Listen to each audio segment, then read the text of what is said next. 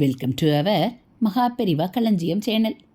இன்றைக்கி நாம் ஆன்மீக கதைகளில் தோடகாஷ்டகம் பிறந்த கதையையும் தோடகாஷ்டகத்தை அதன் பொருளோடும் தெரிந்து கொள்ளலாம். ஆதிசங்கரர் ஸ்ருங்கேரியில் இருந்தபோது காலநாதகிரி என்று ஒரு சிறுவன் அவரை வணங்கினான். பெரிய ஞானத் தேடலோ ஆன்மீக விளைவுகளோ இல்லாது இட்டப்பணி செய்து கொண்டு இன்பமாக இருந்து வந்தான் கிரி. ஆனால் சங்கரர் பெரிய ஞானி என்பதும் அவருக்கு தொண்டு செய்வது நல்லது என்பதும் அவனது மனதில் ஆழ பதிந்திருந்தது. ஒரு நாள் தம் 3 சீடர்களுடன் வேதாந்த வகுப்பிற்கு வந்தார். கிரி துணிகளை துவைத்து உலர்த்தி கொண்டிருந்தான்.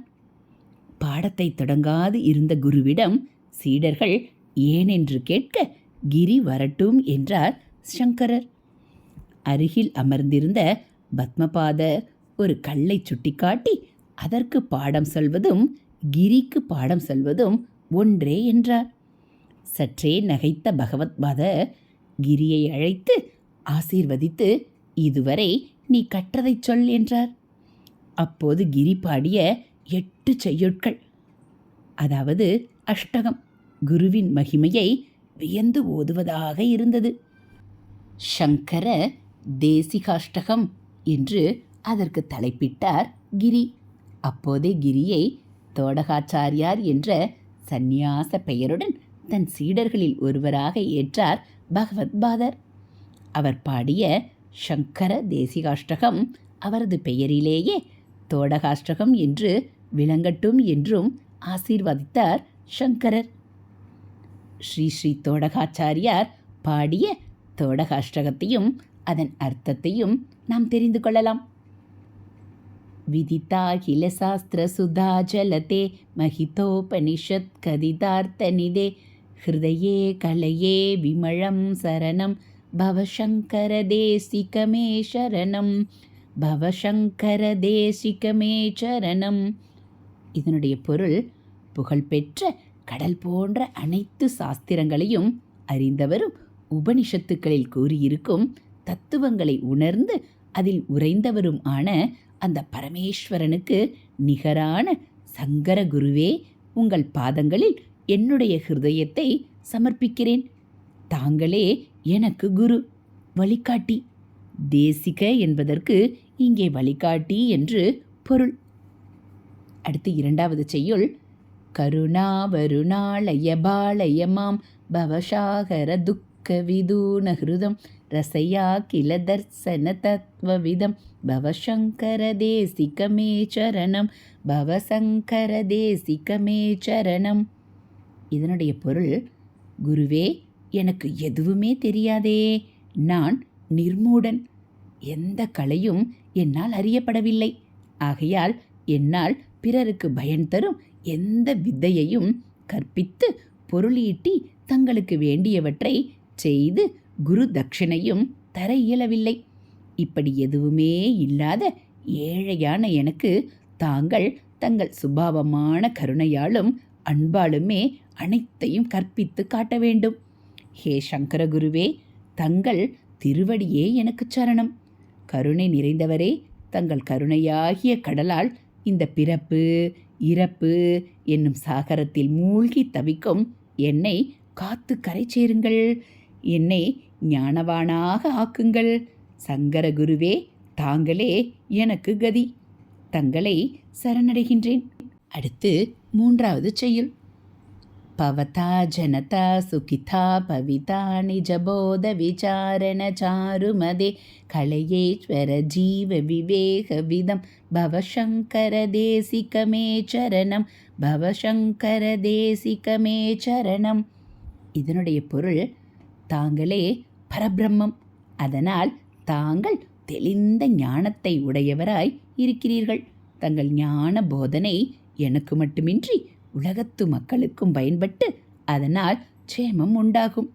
என்னை விவேகம் உள்ளவனாக, என்னை ஜீவனை அறிந்தவனாக, ஈஸ்வரனை அறிந்தவனாக மாற்றுங்கள். ஹே சங்கர குருவே, தாங்கள்தான் எனக்கு சரணம். அடுத்து 4வது பாடல். பவயேவ பவானிதி மே நிதாரம் சமஜாயத சேதசி கௌதுகிதா மம வாரய மோகமஹாஜலதிம் பவசங்கர தேசிகமே சரணம் பவசங்கர தேசிகமே சரணம். இதனுடைய பொருள், தாங்களே அந்த சாட்சாத் பரமேஸ்வரன். என்னுடைய சித்தம் பகுத்து அறிந்து காமத்தை விளக்கும் அறிவை நீங்களே எனக்கு தர வேண்டும். என்னுடைய விருப்பமே தங்களால் எனக்கு ஞானம் ஏற்பட வேண்டும் என்பதே. ஹே சங்கர குருவே சரணம். அடுத்து 5வது செய்யுள். சுக்ருதே திக்ருதே பகுதா பவதோ பவிதா சமதர்சனலால சதா அதிதீனமிமம் பரிபாளயமாம் பவசங்கர தேசிகமே சரணம் பவசங்கர தேசிகமே சரணம். இதனுடைய பொருள், தங்களின் எங்கும் பிரம்மமே என்ற கொள்கையே எத்தனை விதமான புண்ணியங்களை செய்ததால் தங்களுக்கு ஏற்பட்டிருக்கும். எங்கும் நிறைந்திருப்பது அந்த பிரம்மமே தான் என்ற இத்தகைய எண்ணம் ஏற்பட எத்தகைய புண்ணியங்களை செய்ய வேண்டும். அப்படி ஒன்றுமே செய்யாமல் மிகவும் ஏழையாக இருக்கும் என்னை உங்கள் கருணை ஒன்றே காப்பாற்ற வேண்டும். ஹே சங்கர குருவே தங்கள் திருவடி சரணம். அடுத்து ஜகதீமவிதும் கலிதா கிருதயோ விஷரந்தி மகாமகசலத அஹிமாம் சுரிவாத்ர விபாசி குரோ பவசங்கர தேசிகமே சரணம் பவசங்கர தேசிகமே சரணம். இதனுடைய பொருள், குருவே தங்கள் உண்மையான ஸ்வரூபத்தை மறைத்து கொண்டும் அத்தகைய ஸ்வரூபத்தை மறைத்து கொண்டு உலாவும் தேவாதி தேவர்களுக்கு நடுவே தாங்கள் ஒளிவிட்டு பிரகாசிப்பது சூரியனைப் போல விளங்குகிறது. ஹே சங்கர குருவே தங்கள் திருவடி சரணம். அடுத்து 7வது பாடல். குரு புங்கவ புங்கவ கேதனதே சமதாம் யதாம் நகி கோபி சுதி சரணாகதவத்சல தத்வநிதே பவசங்கர தேசிகமே சரணம் பவசங்கர தேசிகமே சரணம். இதனுடைய பொருள், ரிஷபக் கொடியை கொண்ட பரமேஸ்வர ஸ்வரூபமே தாங்கள்தானே. குருக்களுக்கெல்லாம் மேலான குரு ஸ்ரேஷ்டரே. தங்களுக்கு ஈடு இணை எவரும் இல்லை. எப்படிப்பட்ட புத்திமானும் உங்களுக்கு இணையாக மாட்டானே.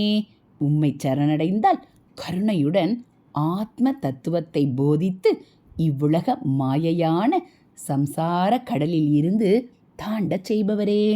ஹே சங்கர குருவே தங்கள் திருவடி சரணம். அடுத்து 8வது.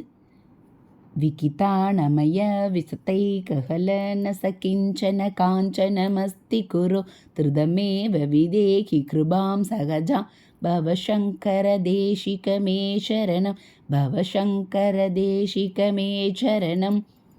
இதனுடைய பொருள், ஆழமாய் விரிந்த ஞானத்தில் சிறு கிளை அளவிற்கு கூட அறிவில்லாத அடியேனுக்கு அருள் கூர்ந்து வாழும் வழியை போதித்து வீழ்ச்சியில் இருந்து அடியேனை காப்பாற்றுவதற்கு நின் திருவடியை சரணடைந்தேன். ஹே சங்கர குருவே தங்கள் திருவடி சரணம். ஹரஹர சங்கர ஜெய ஜெய சங்கர. ஸ்ரீ குருப்யோ நமக. இதுபோல் ஆன்மீக கதைகளை நீங்கள் தினந்தோறும் தெரிஞ்சுக்கணும் அப்படின்னா மறக்காமல் நம்ம சேனலை சப்ஸ்கிரைப் பண்ணுங்கள். கூடவே பெல் ஐக்கானை கிளிக் பண்ணி ஆளுங்கிற பட்டனையும் அழுத்திடுங்க. நம்ம சேனலில் வரக்கூடிய ஆன்மீக கதைகள், தெய்வத்தின் குரல் பகுதிகள், மகாபிரிவ மகிமை எல்லாம் உங்களுக்கு பிடிச்சிருந்தா ஒரு லைக்கும் கமெண்ட்டும் கொடுத்து உங்களுக்கு தெரிஞ்சவங்களுக்கும் ஷேர் பண்ணுங்கள். தேங்க்யூ.